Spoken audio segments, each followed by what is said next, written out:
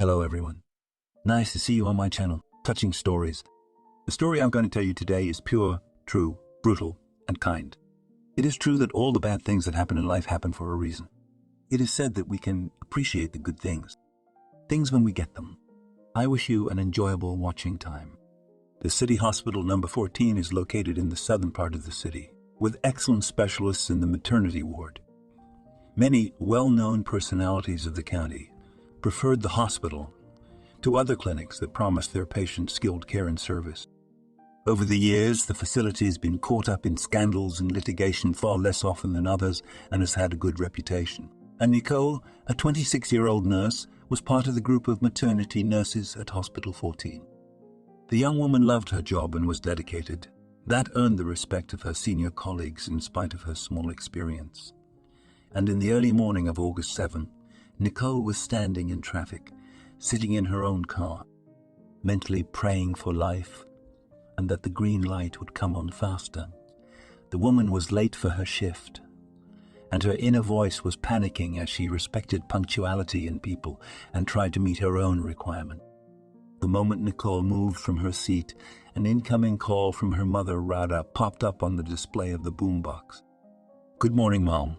Why are you so early? Is your blood pressure bothering you again? Hello, daughter. You're not at work yet?" "No, Mom, I'm on the road. The traffic's terrible." "I don't have time to drive." "Be careful. They'll wait for you." The important thing is health, that Nicole be on good terms with her mother. Since childhood, she was used to speak to her heart to heart, but the views of relatives often differed.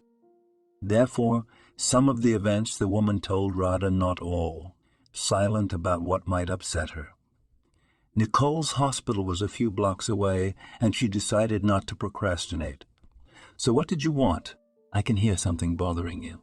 "Don't swear, Nicole," the woman began, her voice low, and her daughter immediately knew what she was talking about. "When you were visiting, I mentioned adoption that time, but he didn't like it. My father and I don't want to control your affairs, but we are worried. Michael is no longer young. And you're in trouble, and you're not doing anything about it. It's a very complicated issue. I can't discuss it now." Nicole pulled into the hospital parking lot and was now looking for an empty spot. "You always have no time." "Mom, honestly, I'm already there. I have to run." "Promise me you'll think about it," Radha insisted. Gives her daughter an approving mooing. "You don't have many options. And in front of you, every day they put abandoned babies in the orphanage. You can be happy with someone else's baby. It's not that important." Nicole promised her mother to think about it, grabbed her bag from the back seat, and rushed to the hospital. In the hallway, she was greeted by the familiar tired faces of doctors, working around the clock for the benefit of patients, often sacrificing their own interests for the sake of it. Already on the way to the nurse, the woman heard loud exclamations of colleagues. "How long have I been working? It never ceases to amaze me." A disappointed voice came from the room to Lily. "God gives babies, but to those who deserve it and sincerely want it." "No, but where is the justice?" Nicole walked in on the last phrase. "Good morning, Lily. Sorry I'm late. I'll change in a jiffy." "It's all right. Don't be in a hurry." The colleague waved his hand. "What's going on here?" "Yes. Another mommy refuses to give up the baby." Stella, the head nurse, finished her tea with yesterday's stale cakes from the local cafeteria. She was young with dark hair. She had a baby boy yesterday, remember? "Yeah, he's a cute little guy," Nicole confirmed. "She gave him up. Worse." Lily pressed her lips together in a bitter smile. "Ran away last night, jumped out the window. Didn't say anything to anyone." I suddenly looked intently at her older colleague, and Stella did speak. "Come and look at the baby, in case you think of taking it with your husband. The boy is healthy. Only his mother is a fool." Nicole put her head down. The sisters had no secrets in the collective, and all personal problems were discussed between them. But the subject was too painful and delicate. The woman set to work and after taking her eyes off her colleague with a quick step, headed for the room where the newborns were kept. Here you could often find nursing staff from another part of the hospital. Those who were disappointed in their profession. Those who were tired, who saw no point in trying to change things. This is a hospital. And people often died here. Babies who appeared in this huge, unfamiliar world helped them come to their senses, to understand what really matters, gave them strength not to give up. Within seconds, Nicole found a newborn baby with a tag. She whispered over the boy, "Leaving you alone. This is so unfair." At the sight of the peacefully sleeping baby, she knew that working in a maternity hospital would not do her any good. After all, every day in front of the woman's eyes, negligent mothers abandoned their healthy babies who had done nothing wrong to be abandoned. She could not tear herself away from the baby. Every now and then, she visited the boy, and with each brief visit, the feeling grew stronger in her heart that he was to be her son, her little hope, her long-awaited happiness. The shift passed like a fog. Before my eyes stood the image of a little boy who was still in need of a medical exam and who had not yet been registered as a new foster child at the baby home. The woman still had a chance to be his mother. There was a chance to change her family life, to change Michael's decision.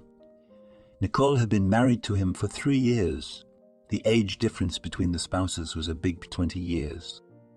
And for many, it was an occasion for gossip and ridicule. Omer and Rada did not immediately accept a son-in-law who was closer to them in age than their daughter Nicole. Think it over. The mother pressed the still unmarried daughter, and it could be a huge mistake. You are just a child, and he is a wealthy man, a businessman. You never know what's on his mind. Maybe he's just using you. He's got a lot of young girls around him. Why would he marry you? What are you trying to say? That Michael can't love me because I'm not his type? Do you think badly of me as unworthy, or do you doubt his feelings and decency? Michael and I are getting married. We'll be married, we'll be married. If that's what you're worried about, answered Nicole, irritated by Rada's distrust. We love each other, and we don't care about age. Maybe you and Dad should be happy for me. After 4:00 p.m., her nerves couldn't take the tension and the internal dialogue with herself, where she was scrolling through her options for talking to her husband. She was so scared. During dinner, a bite in her throat from heavy thinking. Michael won't agree, the woman thought. He denies such a thing. He would not be able to love another man's child. The couple had not been able to have one of their own, many attempts in 3 years. A lot of resentment and quarrels, tears and disagreements. But a common strong desire to become parents helped both of them not to give up until now. In a burst of courage, the woman grabbed her phone and locked everything away, dialing her husband's number. "Michael, can you talk?" "Hi, honey. A couple of minutes." "Okay, I'll be quick. I want to adopt a baby, a boy. He's in our care right now. Michael, he's perfect." His mother gave him up, and then the first sob came out of her mouth. All the shudders of emotion with which she shielded herself from grief came out of her, and the woman almost screamed hysterically. "He is well. His mother is a minor orphan, and I swear if we don't take him away, I'm going to kill myself. Michael, please, I'm begging you. I really need this." The man endured his wife's cries with only outward fortitude. What will happen to him if he's not taken? First to the orphanage, and then to the orphanage. He will become one of the 1,000 lonely children who want love. And we have loved Michael. We can give him a family. Michael sighed. The usually short and gentle Nicole put the question to the test. She wasn't hoping for a rejection. With a heartbeat, he uttered what the woman wanted to hear. He could no longer resist. Then he would be the worst husband, unworthy of his sweet spouse. "Yes, we will adopt him. Nicole, I have to go.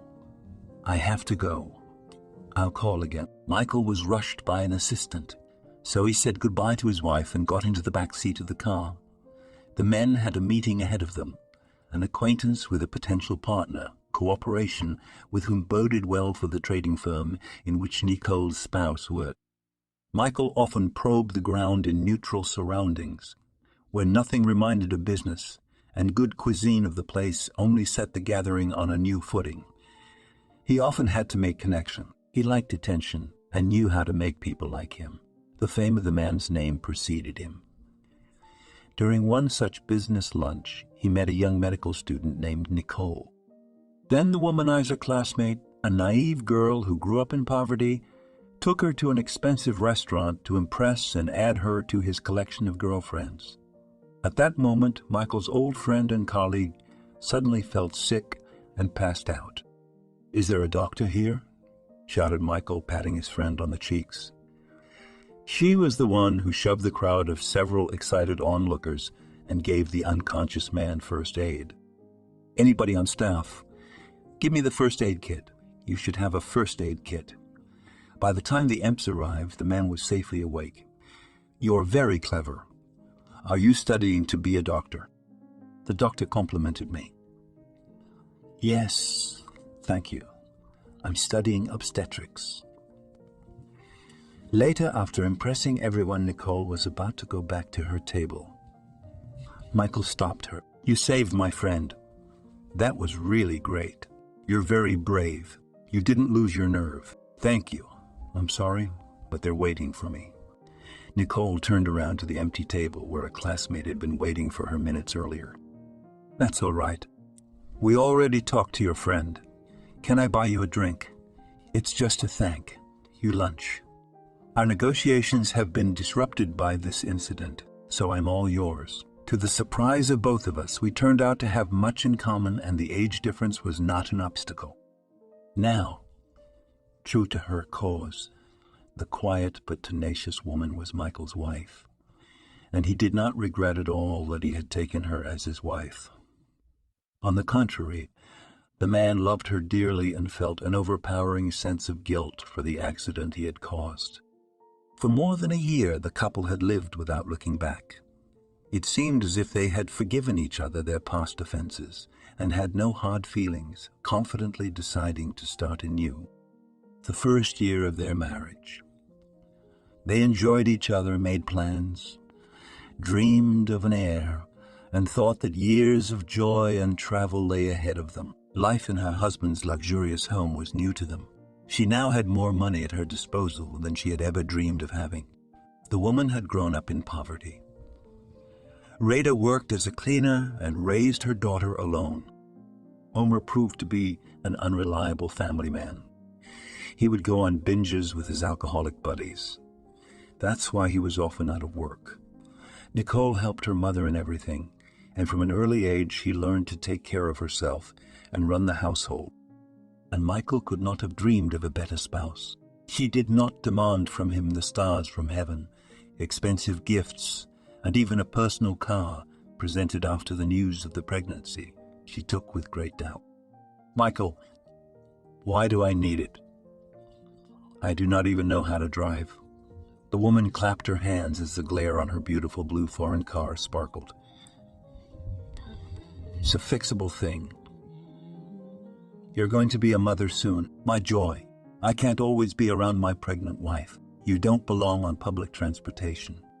The tragedy happened when the young family was returning home from a visit. Nicole was already 5 months pregnant. She was eaten up with a lot of worries and anxieties at the time. But expecting a baby boy was a real blessing. Michael had had too much to drink that night and was not thinking straight. He was tempting everyone present at the party to enter into an argument with him. The man's violent temper was especially evident when he did not control himself. So his wife took him outside and told him that she would like to lie down. Michael had already let the driver go, and there was no way to call a cab out of town at the late hour. "Where are you going?" Nicole asked anxiously as her husband made his way resolutely to the driver's door of his car. "Sit down. Let's go home. How much longer are you going to be out in the cold?" "Michael, Let me drive. You've been drinking. It's dangerous. I'll be careful. You haven't passed your test yet. I've got a lot of experience. Let's go easy. Well, do you believe me? The man looked his wife in the eye and she nodded. That's good. Don't worry, we'll be home soon. But a sudden turn of the steering wheel, Michael, who was beginning to fall asleep under the influence of alcohol, led to a collision with an oncoming car. Neither the driver of the other car nor he himself was injured, and Nicole was taken away from the place of the accident in an ambulance unconscious. The accident sobered Michael up. He couldn't find his place on the way to the hospital, begging his wife to survive. The day after the surgery, when Nicole regained consciousness, the man was afraid to show his face to her. He felt like a nobody. He wanted to die just to avoid looking her in the eye. Michael was guilty of everything more than anyone else. His own carelessness had ruined his marriage. She would turn her back on him. Her spouse would rob him of his chance to be happy again. "Where is my child?" sobbed Nicole, feeling her belly. "What's wrong with him? Where is he, Michael? Where is our son?" "Sorry, darling." Michael fell to his knees. "The doctors couldn't save him. It was my fault. I killed him." The man had to call the doctors because the hysteria threatened Nicole with complications. Her condition was still unstable for such serious news. But to lie to his wife directly in her eyes, Michael could not. He could see the rage and hatred in his wife's eyes. I imagined that she would tear him apart if she could get out of the hospital bed. "See him out of here," shouted Nicole before the sedative administered to her by the attending physician had taken effect. "I hate you, damn you, my baby. He died for you. Murderer." Knowing this, the man still remembered that time with horror. The weight of his guilt was just as strong, and his wife's affectionate smile now seemed to him not sincere. That night, a part of Nicole's soul had perished, along with their child. Michael feared that her love for him would not remain.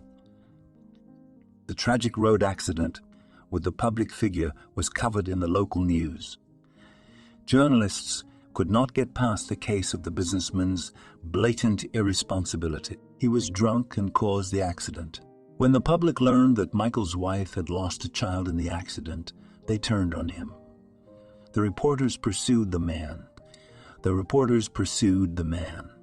They stood guard outside the hospital, trying to bribe the medical staff.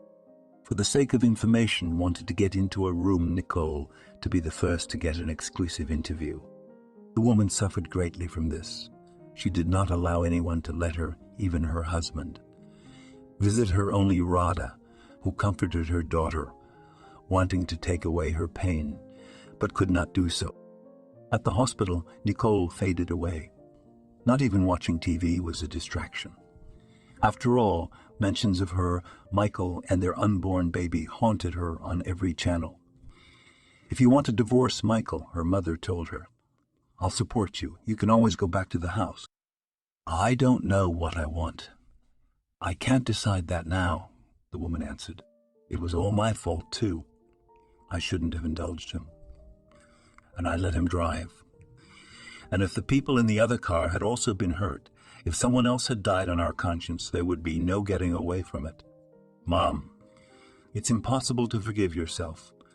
Before the accident is difficult. Temper often showed itself. The man was demanding of both his affairs and his young wife. At first they often quarreled over the fact that Nicole could not get pregnant, and Michael was preparing to turn 6 decades old. He needed a son, an heir to whom he could pass the business. At times he was too harsh with his wife. He believed it was her fault that the woman was incapable of being a mother. "You should go to the doctor again." Michael said one day, after trying unsuccessfully to conceive, "I'm willing to pay for any specialist. With some, and you can personally choose who you like best. We have to use every resource possible to get you pregnant. Don't get me wrong, this is very important to me. I want to be a father as much as you do. There are different methods. Some people calculate the time to successfully conceive a boy. Some people eat certain foods. Stop it, Michael. It's all nonsense. It's ridiculous to me to even hear of such a thing. I'm not an incubator for your heir. And I don't like your tone. A child is not a thing. It can't be created to satisfy some strange desire. He is a living being to whom you must give your all. Nicole was indignant. I know. I'm sorry. Michael took his wife's face in his hands and looked her in the eyes. So he wanted to show that he was sorry for his careless words and tried to influence his wife. I speak sooner than I think. You know, I cannot contain myself, but I didn't mean to offend you. I only want a son with you. I want us to be a real family. Please talk to someone competent in this matter.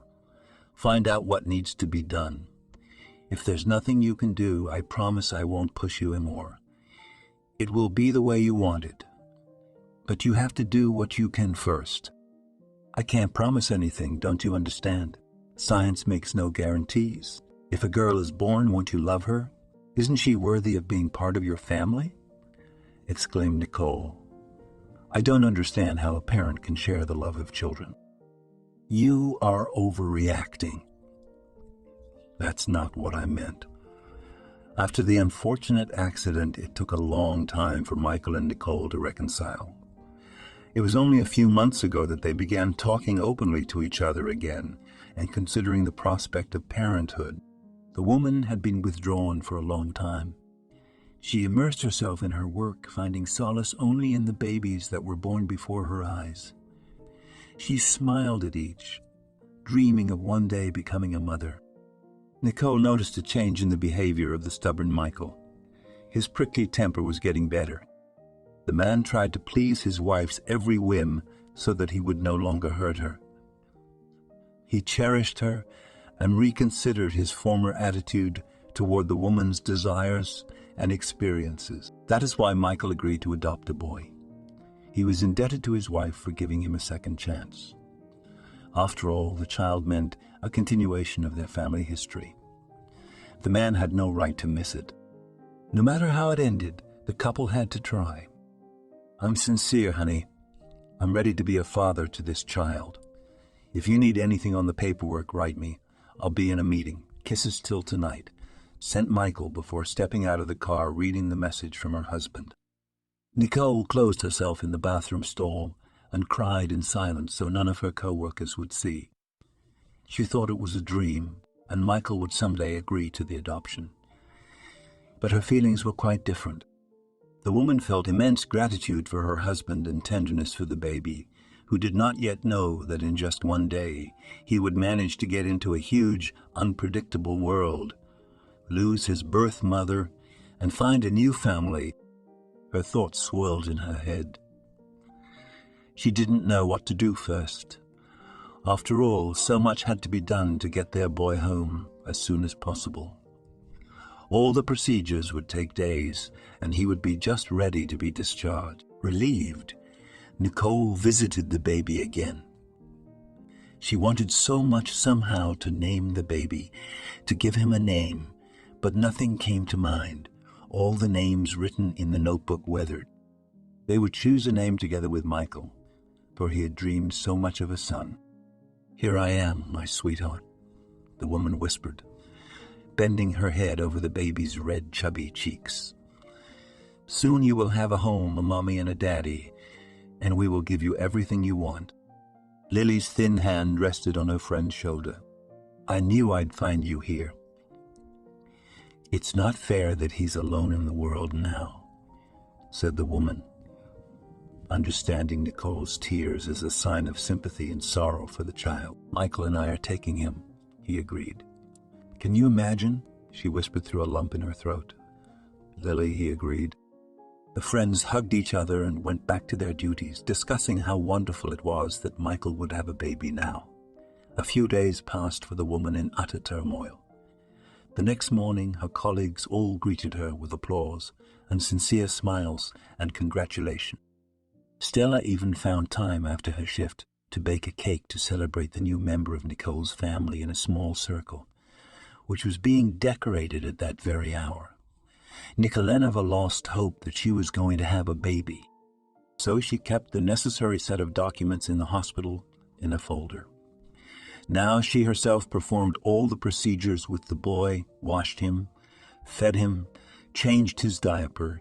Caring for the baby filled the woman with joy. Even the doctors in the neighboring wards, exhausted by long admissions and surgeries, noticed her bright smile. In the evenings, Michael and Nicole checked all the baby stuff in the room, long ago put in place for the baby's arrival. Previously, they had bypassed this room. Only the woman would spend the most difficult moments in it. Now both spouses were plowing from corner to corner to create comfort for the boy.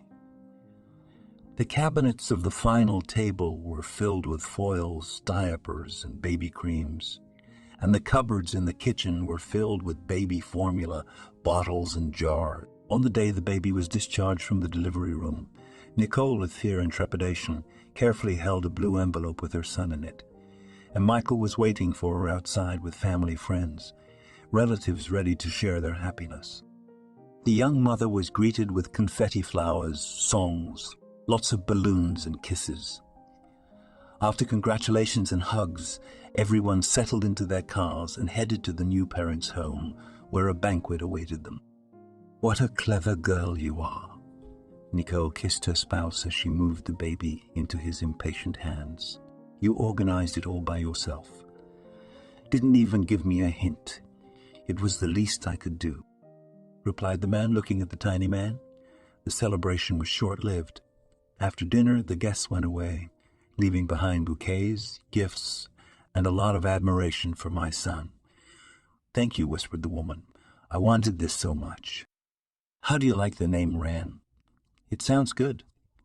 "It's a great name." "I like it. I think it's time we gave our Ran a bath." "It smells so good." "Oh, sure, let's go," laughed Nicole. "It's our first bath at home." "Yes, my sweetie." When Nicole began unwrapping the baby from the diaper, Michael froze, staring at the boy's neck. "What is it, the pressure?" My wife immediately began to worry. "And you go rest." "Nicole, his birthmark. Look at the neck. It looks like a clover. It's a revelation." It excited the man. He didn't think he'd ever face the consequences of the past. After all, their country is so vast. Even before he met his wife, he had a similar one on the back of his neck. The shape of the mole was unusual, and that meant only one thing. It had been passed down to the baby from a relative. At one time, the doctor who had surgically removed Michael's birthmark had told him that birthmarks that were so identical could be indicative of kinship and passed down through generations. That's right. Funny. Nicole, smiling, ran her finger over Rand's skin, not knowing whose son he was. "I'm sorry, Nicole." The man grabbed the table to steady himself on his weak legs with excitement. "I'm sorry, I beg you. I should have told you earlier. But I tried to forget. I couldn't live with it." "Michael, are you scaring me?" The happy expression on Nicole's face immediately changed. "Speak now, what's going on?" It was as if Michael was at a loss for words. He looked pityingly at his wife, not knowing where to begin. How could he ever explain what he was about to say? "But don't be silent. I don't know what to think anymore." The woman's voice was becoming anxious. "If you don't talk, I'm going to take him and leave with him now." No, wait. Give me some time to start. Let's get the baby cleaned up, and then we'll talk. I'll leave you alone if you don't mind. It'll make it easier for both of us to concentrate." Left alone with Ran, Nicole tried to control her shaking hands so that she wouldn't hurt the baby and did the necessary procedures. Her husband was waiting for her in the hall and immediately jumped up from the couch at her appearance in the room. "Sweetheart, I am asking you to be calm. Listen to me until the end. Please sit down." The man knelt down in front of his wife and took her by the hand. "I must say at once, It was not easy for me. I tried to forget, but you don't forget. I'm not a scoundrel, though you and she have every right to regard me as such. Nicole looked at her husband with cold eyes. That's right, was in the first months of their life together after the accident. The mistrust in the woman's eyes stiffened again, and Michael won't stand for it twice. And if Nicole begins to curse him, but he must tell everything, for the sake of his family, for the sake of his conscience. After all, you can't just keep something like this from your spouse who's always been there for you. I'm listening to you, but you know my reaction can be different. I can see how agitated you are, and I don't feel any better. If it's something illegal, I won't stand for it. Of course, Nicole immediately warned her spouse, and tears came to his eyes. It was getting harder and harder to talk. It is your right. I can't hold you back. Sighing and coming to terms with the consequences. When I was young, when my family was about to move here, I had an affair with a girl. Jo was an orphan and was graduating from high school. When we met, my father put a lot of pressure on me. You see, she became an outlet for me. We always lived well, and Jo had it all her own way. She'd never known luxury since she was a child in an orphanage. Education on a common ground, fuzzy prospects from having no one to vouch for her. Her outlook on life astounded me. After all, I had no idea anyone lived like that I could like someone like her. You know my father. He had a lot of influence on me.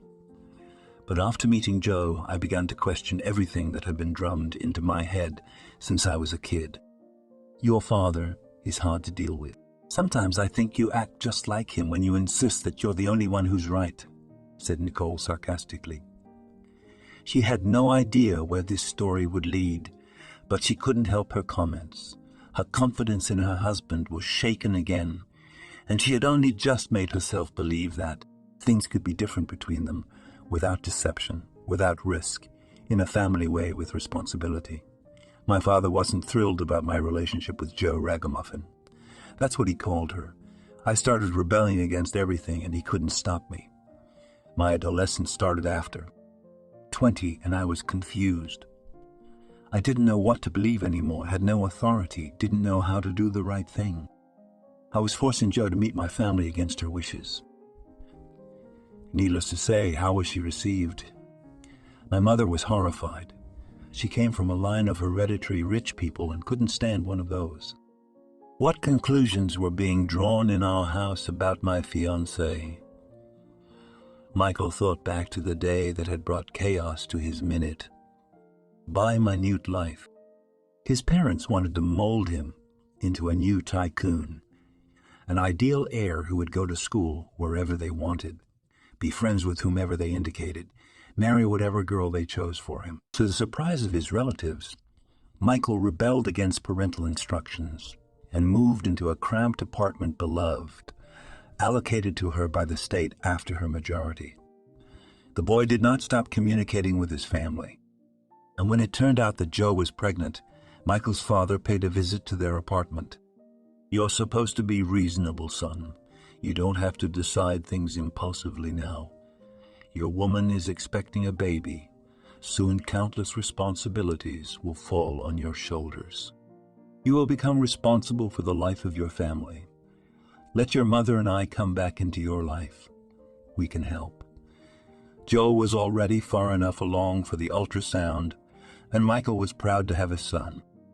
After all, his father had always said that boys were the future, that boys were smarter. They were the backbone of the family.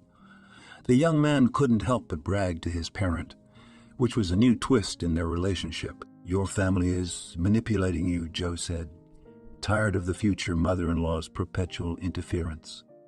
You have your own head on your shoulders. You're a healthy young man. You can build a family without their support. But they're my parents. You don't understand that. You can't give up on them. They've done so much for me. I am their hope, their heir. I can't abandon them and be ungrateful. Don't deny them. They will help us. You will have a better life than you imagined. You don't know how rich they are. Michael objected fervently, not realizing the pain he has caused his bride. Yes, I have no parents. I'd rather have no parents than the likes of yours. You'll see they'll drink so much blood out of us, Olga said and went for a walk. The woman had her legs cut off. Every day it became more and more difficult to move around. But to stay with Michael after a fight, she did knuckle after a fight. She did knuckle after a fight. And see, Michael's month of her pregnancy, Michael's mother, insisted that he and his fiancée move to her family home, where she would be cared for. There was nothing left to do. How could she say yes? She couldn't believe she could be part of this important family that looked up to them, even though she was carrying their grandson under her heart. Everything will be all right. You'll see, Joe, Michael consoled. Our boy will be the happiest, the luckiest. I will help him in everything, and our family name will pave the way for every achievement. That's what scares me. And if it's a girl, will you be disappointed? What girl? Don't talk nonsense. The ultrasound showed that it's a boy. So a boy is here and the room is ready for our baby son. Jo is used to being responsible for herself, and the fact that someone intended to take control of her son's life was not to her liking. But who was she to compete with some of the first people in town? Sometimes it seemed to Jo that Michael's family needed her just to bear a child, and then she would be thrown out of the house. She wasn't even his wife. Jo's labor was long and painful. The doctors didn't let the rich family of the mother in labor push them around and did their job. Doctor, tell me, how is she? Can anyone give me an answer? The baby's father was going crazy in the gloomy hallway. For hours he had been kept in the dark. They keep telling him the same thing, that her condition is serious. We are doing everything we can. After another 2, 0, the doctor came out to the anxious and waiting Michael. I'm very sorry. Your spouse passed away due to severe internal bleeding. We tried to keep her alive until the baby was born, but she was very weak. My condolences. We'll be able to see your daughter today. My sister will be out soon to take you to her. Wait, daughter. I have a son, don't I? You're not confused. Maybe you got my fiancée mixed up with someone else, and she's still alive. Check again, Joe. It couldn't hurt to say that. But it's just as I said, replied the man and left Michael in his father's arms, realizing his grief. Nicole looked at her husband with different eyes. She did not know that one day he had to lose his beloved. Remorse awoke in the woman. She wanted to comfort him, to understand him, but one question remained unanswered. So what was the bottom line? What did our baby have to do with it? That night, under pressure from my father, I abandoned my daughter. He told me that she had lied to me. I didn't understand anything about the ultrasound scans. I don't even know if it's reliable. But the doctors claimed it was going to be a boy. I was heartbroken to death. I was willing to do anything to alleviate this condition. And my father, like a serpent tempter, whispered in my ear, forcing me to renounce my beloved and my daughter. Then I signed a waiver for her, and I never contacted her again. And after all these years, it backfired on me. I don't believe in fate or God's punishment, but apparently it's her. Ran is my grandson. My daughter is his mother. Nicole sat across from Michael, completely stunned by what she heard. She was going to have a child with him, to give life to someone new, and he had been so careless with the life he had already brought into this world. I don't know what I'm supposed to say, but it makes me want to take a swing. The woman covered her face with her hands. You couldn't keep it from me. God, how many years I knew nothing about you.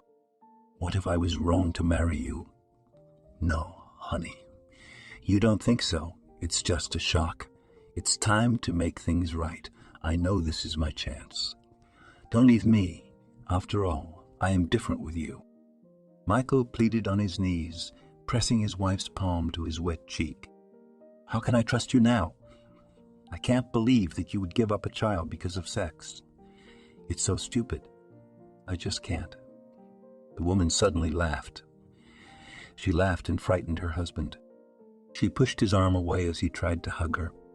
"You'd have done the same thing to me if we'd had a daughter. We're so different." The horror. No. It's not like that. I've been a fool and I'm scared. My folks don't have any influence on me anymore. I've changed since then. You know that's not who I am. You needn't be afraid of me. I've wanted to tell you for a long time, but I'm so ashamed to admit it. So humiliated. After all, I abandoned my child. She was never adopted. Just so you know, you're orphan. You condemned the girl to a joyless childhood, and she has to survive just like her mother, without support or love. I understand that. I'm ready to make things right, to make contact with her, to offer help about her son. That's when my father put me up to it, and I believed him. He was going to transfer the business here, to put me as director of the firm, to gain experience. My father had never trusted me like that before, so I was tempted. Only over the years I realized that he wanted to distract me and send me away from my hometown so that I did not do anything wrong. The distraught couple went to their rooms. Nicole could not go to bed with her husband, so she settled in the nursery, constantly getting up to feed her not tired. After what she had heard, sleep did not come. Her son was her only comfort, but anxiety about his future fate had not subsided inside it. If Michael's daughter would accept his help and want to communicate, she would be able to take care of the boy herself and take him away from the couple. Nicole cried and smiled. Once again she was unsure of her husband and her future by her rutting son. In the morning, Michael woke up his spouse, finding her in the baby's room. "Honey, wake up. What's the matter? Don't touch me." The woman brushed him off. I fed and changed the diaper. "There's something I want to tell you before I go to work, and about yesterday's conversation. I'm going to fight for our family. I'll reach out to my daughter, help with everything. You have to trust me. You are very dear to me, and I don't want to lose you." From that day on, Nicole's shoulders rested with the care of Rand. She was very tired and irritable over nothing, but to the boy treated with all tenderness, and with her husband, the woman spoke little. She spent more and more time in the nursery, not with him, as before. Their conversations boiled down to promises to Michael, and all was to no avail. His wife was very cold with him. Nicole was angry with him, but no longer wanted to figure things out for nothing. Every day became like the one before, but from the uncertainty they dragged on excruciatingly long. After lunch, Nicole would take the stroller out into the yard and take Rand for a walk in the fresh air. That way the boy would fall asleep faster and more soundly. Neighbors who knew about the couple's problems with children came happily up and congratulated the young mother and her son, wanting to look at the baby's little face. Nicole wanted to cry. She couldn't wait any longer to see how things would be resolved.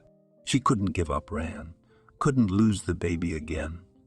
Cheerful Lily, who visited her friend after her shift and on weekends, saved her from hard thought. She was aware of all the problems of the couple.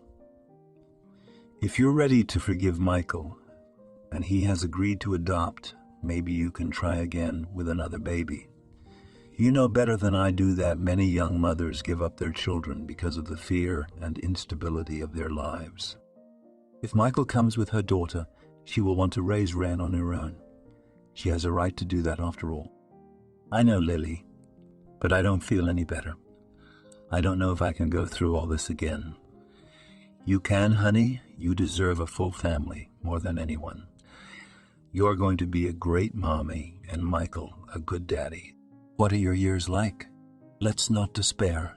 Lily hugged Nicole and stroked her terrific shoulders. For 3 weeks, Michael and Nicole tried to coexist in a tense atmosphere of remorse and mistrust. But Likely's regular visits convinced her friend that she should give her husband a chance to mend his ways and act like an adult. "You love him, don't you?" "I know," Nicole said. "Girlfriend, Michael loves you too. Support him and you'll see. Things will change. He'll do anything for you. What would I do without you? Will you be my baby's godmother when he comes? Girl, I like the way you think." Except for Lily Nicole, she barely spoke to anyone. Colleagues at work used to say hi to her. They called occasionally, but they didn't know about the problems within her family. No one had any idea that the woman's marriage was hanging by a thread. Nicole found the strength to let her spouse prove her willingness to deal with the past and move on. She herself was tired of walking past Michael without touching him, without kissing him upon awakening, without rushing into his native arms when he returned from work. Past mistakes. Men have puzzled both spouses, but they also had to fight for the family, both of them. With difficulty, Nicole managed to ran away and get busy making dinner. Recently, she resorted to the services of a housekeeper who helped the woman at home and in the kitchen when she and Michael were at work late. With a baby in the house, Nicole wanted to create the home comfort herself. She wanted everything in the boys' room laid out just by her loving hand. When the baby's regimen was back to normal, the woman could allocate her time to household chores. That evening, she prepared Michael's favorite dishes, chose a vegetable salad, and wine to garnish them. The atmosphere in the dining room was romantic. For that, Nicole dimmed the lights, put candles and flowers on the table. She wanted to support her husband, to show him that she was still on his side. Michael walked in late at night and was surprised by the aroma of a hot dinner waiting for him in the dining room. Fresher and dressed in a pantsuit, Nicole was putting the finishing touches on the service. "Honey, are we having a party or something?" the man asked. He didn't understand why she was so solemn. He hadn't heard a kind word from his wife lately. "No. Wash your hands and then we'll talk. And hurry up." When Michael obediently wandered to the bathroom and returned, he sat quietly at the table and waited. As luck would have it, his luck would have it. Wife did not burden him with explanations, smiling with the corners of her lips. "Bon appetite," she said as she began to eat. "All right, I'll tell you about that one. Eat because we are family. No matter what happens, we have to help each other. Have to alleviate any suffering that comes our way." So I thought about what happened. The past is in the past, but you have to face your daughter, no matter how she behaves. I will be there for her. I'll soften this moment. She needs to know that we have the son and decide whether she needs him or not. And I still want to raise the baby with you. If Rand stays with his birth mother, we'll adopt another one. That's my condition. We have to try. But this is the last time. Michael didn't know what to answer. He was so tired these weeks, so jet-lagged that he couldn't stay awake, couldn't work, couldn't think about the future because his wife might have left him for good. The man got up from the table, walked over to his wife and hugged her tightly. "You are perfect. I'm so lucky to have you in love with me," he whispered somewhere in Nicole's hair. "I will try, I promise you. You won't be disappointed. I'll make you happy.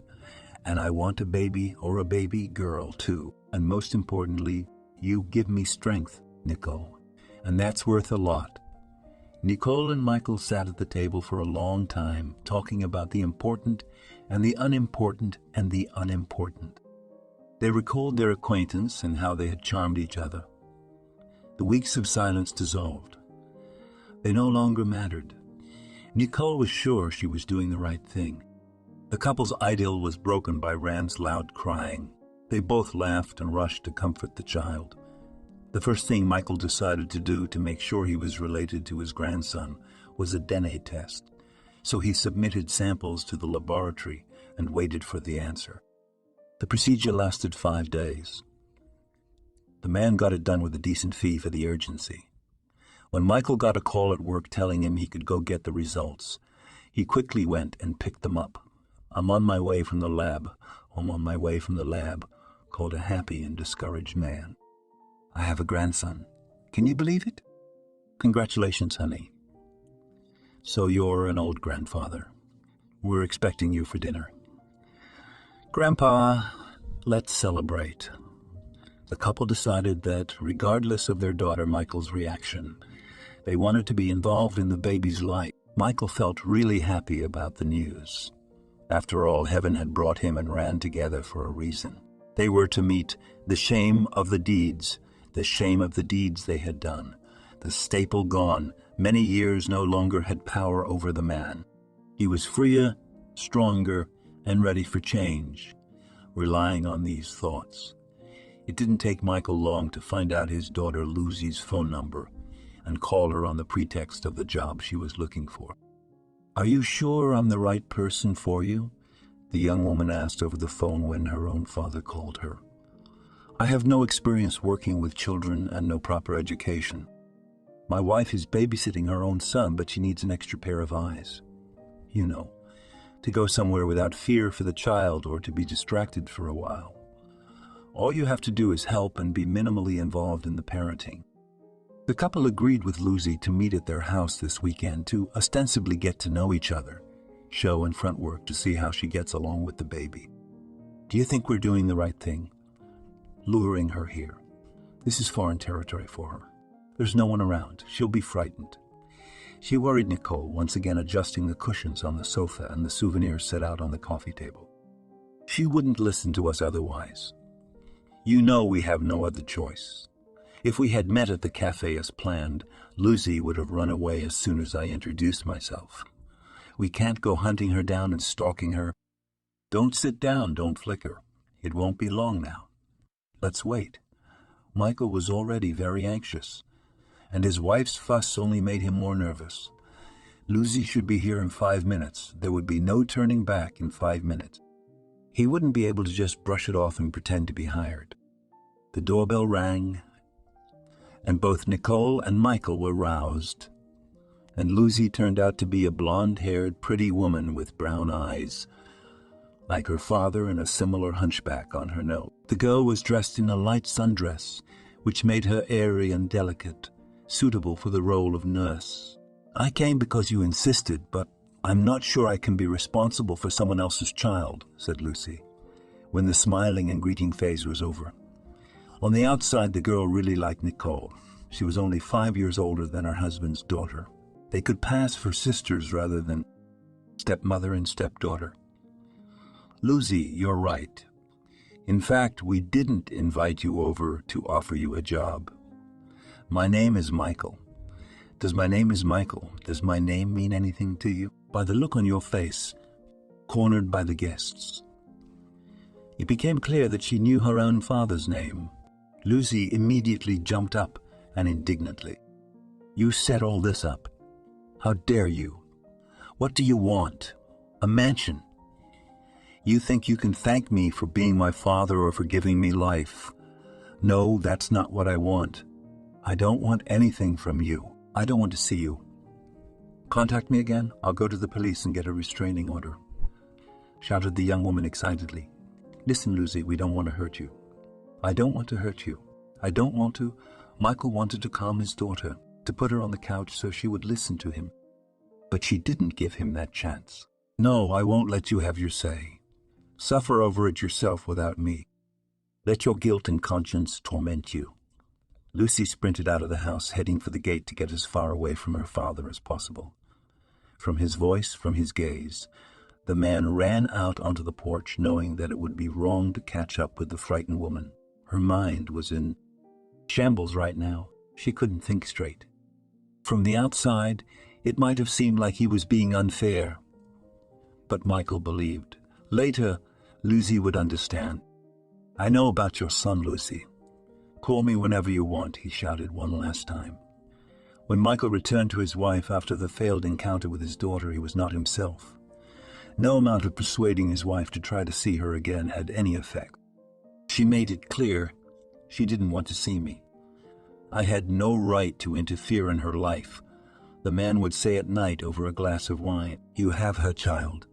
She might make the same mistake you did. Once you have been bound, you cannot be broken." There's anger boiling in her. Who wouldn't be angry? Nicole consoled him. Imagine yourself in her shoes. Give her time to recover and try again. Michael lost all his fighting spirit.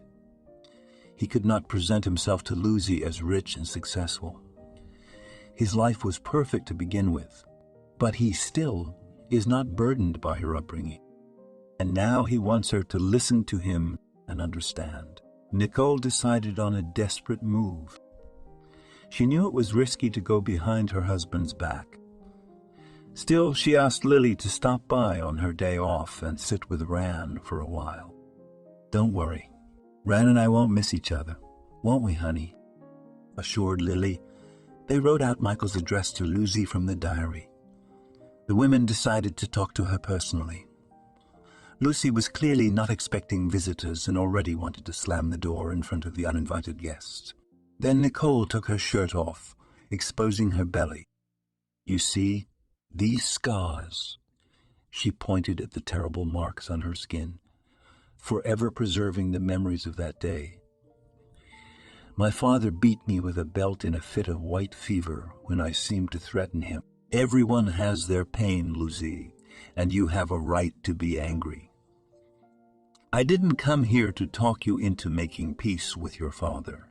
It's not up to me, but you should know. We adopted your son." Michael recognized him by the mole on his neck. He had one just like it, until he had it removed. "That's how he found you. I don't know what made you run away from the baby, but now you don't have to go away, even if you don't want to talk to your father. We'll help you raise the baby. Just let us, we're going to see him. We won't stand in your way. We won't stand in your way. We want what you want, for Ran to have a family, to be loved." "Ran? Is that what you called him?" Lucy said in a low voice. "Yes? What do you think?" "It suits him," the woman cried, still standing in the doorway. Nicole spread her arms and put her arms around her husband's daughter. "It's not easy, I know. But you're not alone now, you hear? You can trust me. We don't want to hurt you." Michael and Liz's reunion was awkward. Nicole and Liz's reunion was awkward. Nicole was there to support both of them and strike up a casual conversation. At the sight of Ran, his own mother spread her apologies, taking her son in her arms. "Sweetheart, my mother couldn't have it any other way. I'm sorry. I'm not going anywhere. You recognize me, don't you?" "You feel he feels you too," said Nicole. He calmed down right away, as soon as he heard your voice. Lucy's meetings with Michael did not last long. It took time for both of them to get used to each other, to get to know each other. Talking about the past took a lot of energy. Lucy often came over to talk to Nicole. When his father wasn't home to take his son for a walk, the baby now had 3 parents surrounding him at once. Lucy gradually opened up to Michael, telling him about her life in the orphanage, how she was left without an education because she could not get in. Life forced her to work. She was driven away from everywhere. She was not trusted as an orphan. She changed a few jobs, faced injustice and neglect with the fact that when she was fired, she was not paid her full salary. Lucy had nowhere to complain. So she put up with it. Ran's father is windy, unreliable. We met at the Moika. Steve also worked there and dreamed of saving up for new parts for his bike and taking a trip across the country. We had a lot in common. He, too, was from an orphanage. Our shared experiences brought us closer together. But I knew life with him wasn't going to work out. I was lonely, and Steve was always there for me. It just so happened that we started living together. So we wouldn't have to pay for 2 apartments for nothing. He moved in with me. But then I realized I was losing money. Steve knew where I kept the cash.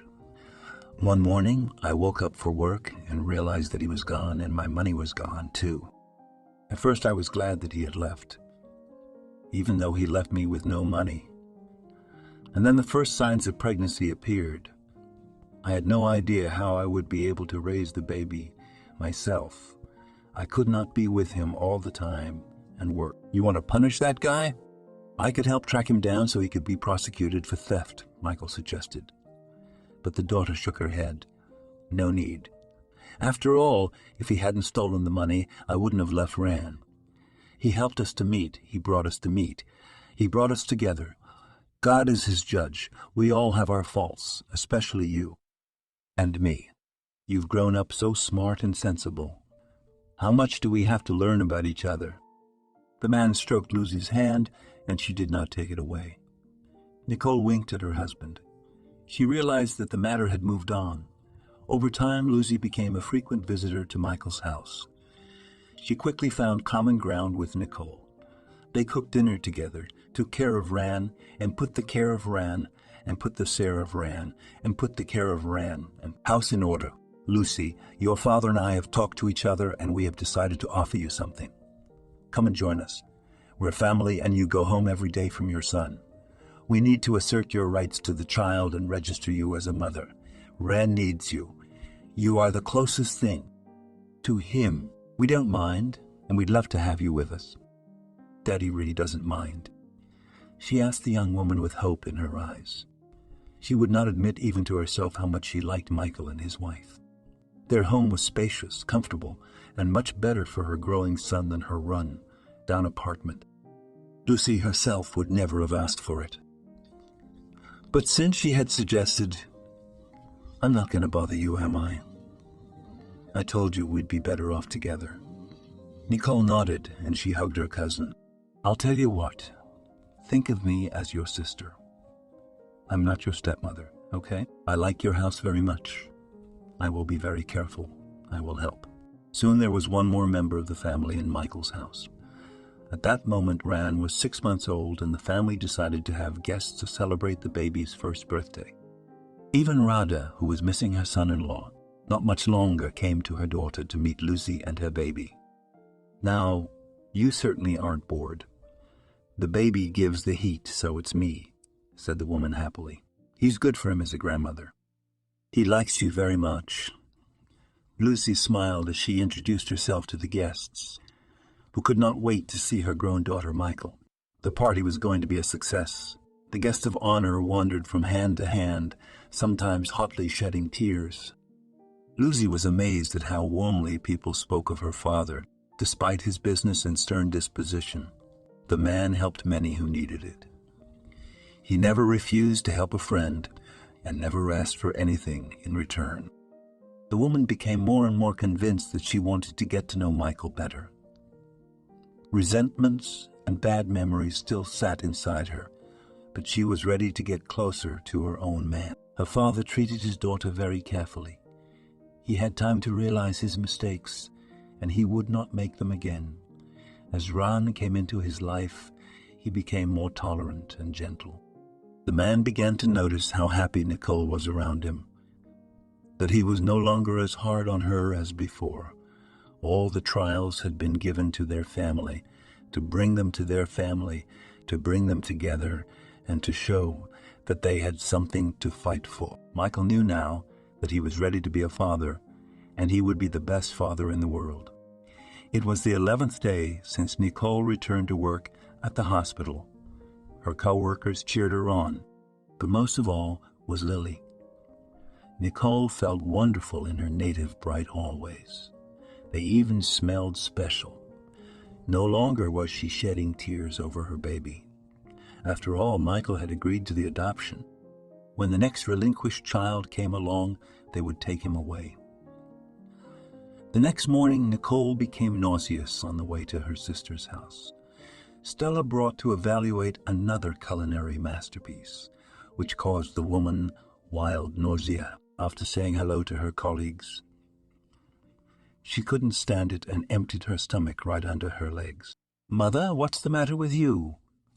The head nurse stood up from her seat and set the pie saucer aside. "Take that disgusting thing away." "What is that smell?" sobbed Nicole. Stella and Lily looked at each other, and the latter ran to the pharmacy at the entrance to the hospital.